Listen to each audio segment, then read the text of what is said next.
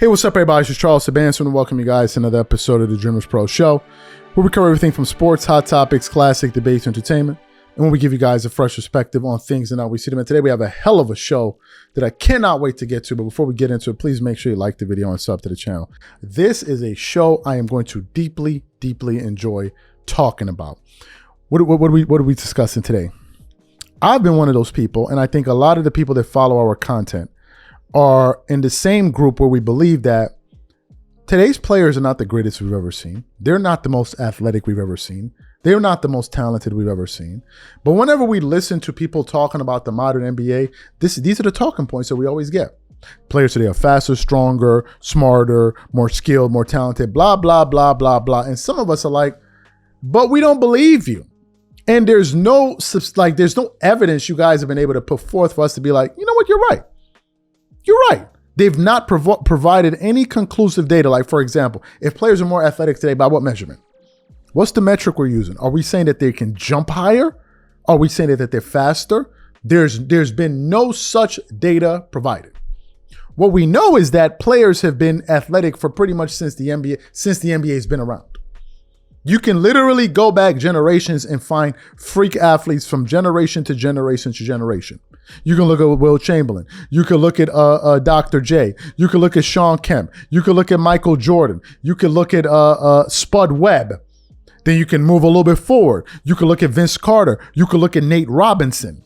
You could look at Kobe Bryant. You could look at LeBron James. You could look at Derrick Rose. You could look at Russell Westbrook. You could look at Blake Griffin. You can Jason Richardson. You come into the modern day. You could look at John Morant. You can look at all of these athletes, all of these freak Anthony Edwards. So there's been athletic players since the game started, skilled players since the game started, fast players since the game started. But people want to make this era the greatest ever because, hey, it's better to twerk it up today. You twerk it up today, you endear yourself with more NBA fans, and they can support you, and you can grow your platform and make a buku money, right? And you've been seeing a lot of that. But some of us have been saying today players are frail, they're soft, and they're always breaking down. And if these are the most advanced players we've ever seen, how come they just can't stay healthy? So they evolved all the way to the point where they're not even reliable anymore. Does that make any sense? Who evolves and gets less reliable over time? By now, all of these guys should be Iron Men, but they're not. Which leads me to a show that I stumbled upon yesterday on Gil's Arena. An absolutely fantastic segment. They were reacting to the players in the NBA today that are dropping like flies. And in specific, they were talking about players like Joel Embiid and others. And Kenyon Martin was on the panel. And Kenyon Martin brought up a point, and he said what so many of us already know. And he finally said it, and he also said, we can all pretend like we don't know what it is, but we all know what it is. And he said what all of us have been thinking, which is players today are simply inferior to players in the 90s and the 2000s. But before we even get into what Kenyon Martin had to say, today's video is brought to you by our sponsor, Game Time. With only 4 months left until the end of the year, I look forward to creating special moments with family and friends by attending various theaters, shows, plays, and sporting events. And when it comes time for me to look for tickets, I absolutely love to use Game Time. Game Time is one of the most reliable marketplaces for last-minute tickets to the most popular events in sports, music, and theater in more than 60 cities across the United States and Canada. Game Time saves me money, time, and peace of mind, so I don't have to sort through thousands of tickets looking for the best prices or worry about whether or not if they're authentic or whether I'm going to receive them on time. Game Time Picks, one of my favorite Game Time tools, analyzes thousands of tickets for all of your favorite events near your location and finds you the best possible deal so you don't have to. For example, I'm looking forward to this upcoming concert at Madison Square Garden of one of my favorite composers, Hans Zimmer. Here I can select the all-in price to see the total ticket price up front, no hidden fees. And now I can sort through the best possible deals I can find. I can choose the cheapest deals, the great deal, or the amazing deal. Once you select the ticket you want, you can use their panoramic seat view to ensure you know exactly what you're getting before you buy. And if you're like me and always make plans at the last minute, you can grab tickets up to 90 minutes after the event has started. So take the guesswork out of buying tickets with Game Time. Download the app, create an account, and use code CLNS for $20 off your first purchase. Again, create an account and use redeem code CLNS for $20 off. And remember, whenever you support this sponsor, you're supporting this channel. Thank you. So what we want to do now is want to play exactly what Kenyon Martin had to say on Gil's Arena yesterday, and then we're going to come back and really get into the show. Take a listen to what these guys had to say there yesterday. We talked about it yesterday. It wasn't in before the show, right? The season or nothing like that. I'm telling you, it's a direct correlation, man. You know it. Mm-hmm. You know it. 2 days, man. I know people don't want to hear it. I know it's this new generation of basketball. Okay, cool. You're paying these dudes a lot of money, great. But if they're not available, dude, them people, listen, man. By that 5th practice of 2 days, that's the 3rd day. Third day. The 3rd day is by your 5th practice. Everybody is walking in that motherfucker. Yeah. Yep. No, don't want to wear shoes. Man, you walking in that motherfucker like, man, where is the hot, cold foot bath, the tub? And those whip massages and those are whip. Hey, you looking for anything that's not gonna hurt in that moment by your 5th practice. These dudes only doing 5 practices, man. For training camp. For training camp. A week. They're not, man, come on, man. If you're not walking in there gingerly, they think because they work out all summer that they ready for training camp and they ready to go play 82 games or they ready for NBA season. Dude, they used to kick our ass in training camp. While we train. We training. 2-3 times. We running the sand dunes and running the beach and playing 5-on-5, 8-9 hours. Dude. 2%, 3% body fat. We done lost 30, 40 pounds going to training camp. And 5th practice, we all sitting like, damn, I thought I was in shape. No. In the city a month before, revving up, getting ready for training camp, right? We're in the city a month before getting ready for... September 1. So to me, it was right after Labor Day, right? Okay. I went to wherever I was playing right after Labor Day, I'm there, right? Important holiday to celebrate. Right? But I'm just spending with my family. That's my last. Yeah. We're going to cook and do all and I'm going to leave the next day. All festivities stop. I stopped smoking, drinking. Labor Day is my last day, and I stopped cold turkey, and I'm getting ready for the season, right? Go wherever I'm playing. Most of the time, it was in Denver, so altitude is playing a factor. Thinking I'm ready, and training camp still. Dog, these dudes getting injuries because they not building it up, breaking it down, man. Like, see, the pain that we would feel in training camp in a controlled environment is gone.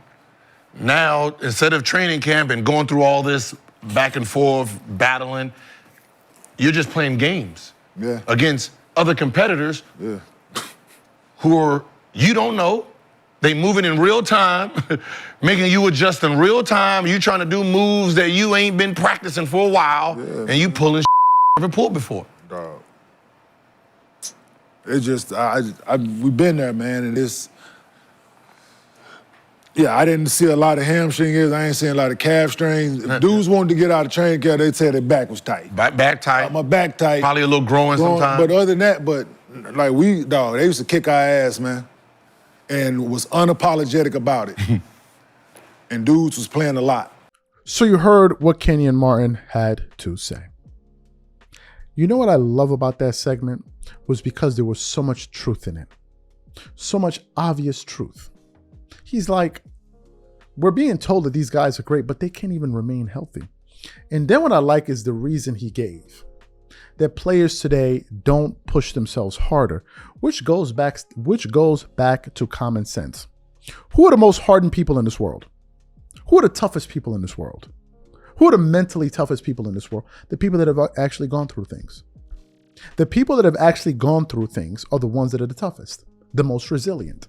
The people that have had the easiest paths in life, that don't face any challenges, any resistance, any disappointment, they're the ones that really never amount to much or anything of much significance.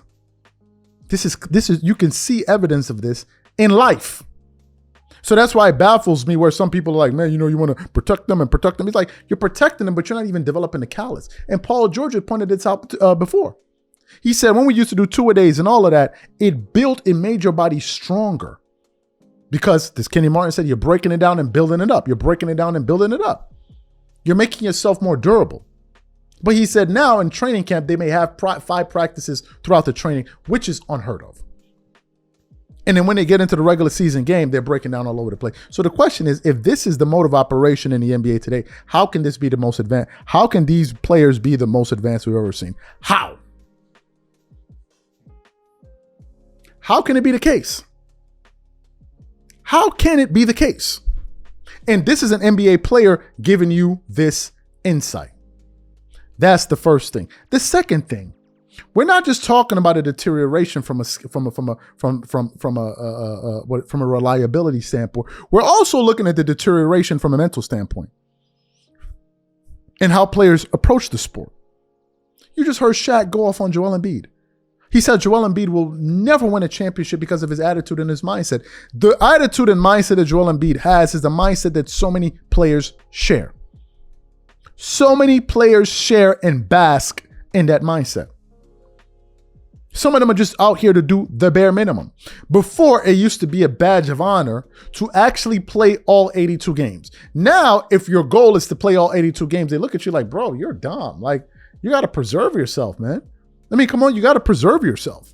You got to really, really preserve yourself. It's like, preserve yourself. I'm being paid to play these games. But who cares? The fans are going to pay anyway because they're dumb. So who cares? You can play 60 games and still get your money. So the attitude that these players have, you can actually see a regression. Go look at the All-Star games. They don't even put forth an iota of effort. Players now are so cool for school that star players don't even participate in the slam dunk contest anymore.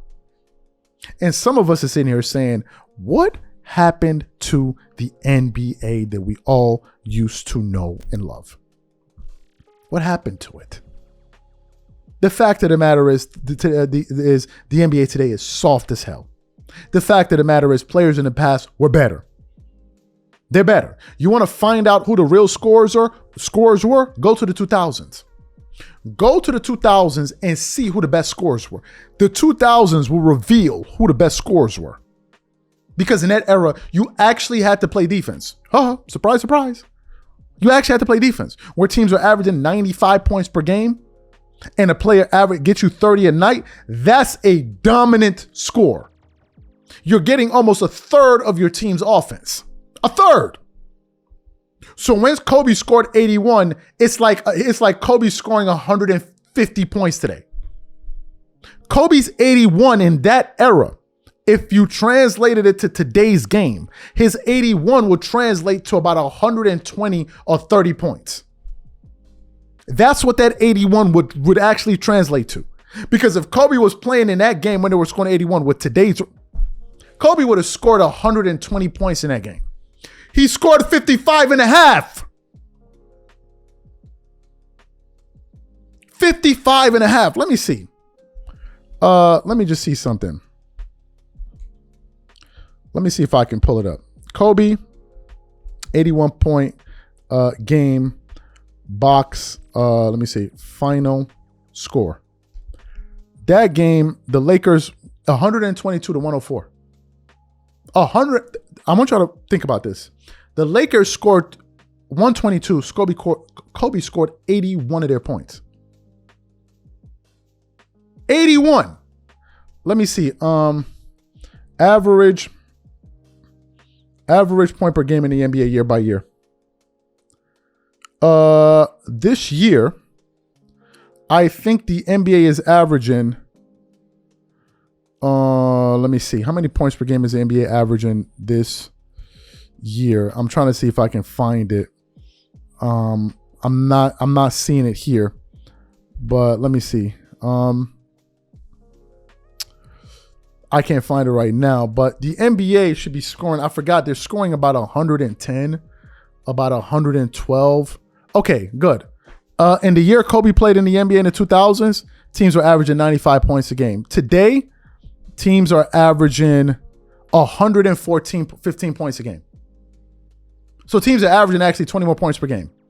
So if Kobe, man, please. These are my thoughts. Whatever you guys think, please leave your thoughts and comments in the comment section. We catch you on the next show. Peace.